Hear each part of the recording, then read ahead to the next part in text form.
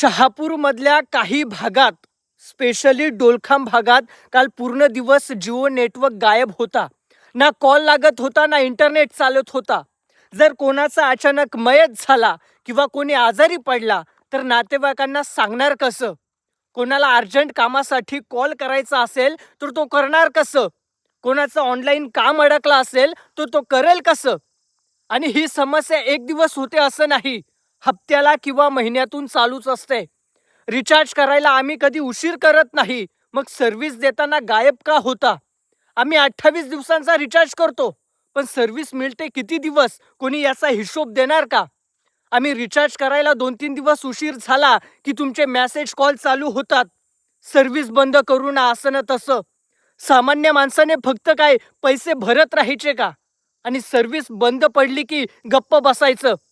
अजून पावसाळा पण सुरू झाला नाही आणि झाल्यावर काय होईल? जिओ नेटवर्कला माझी एकच विनंती आहे, की आमच्या भागात चांगली सर्व्हिस द्या.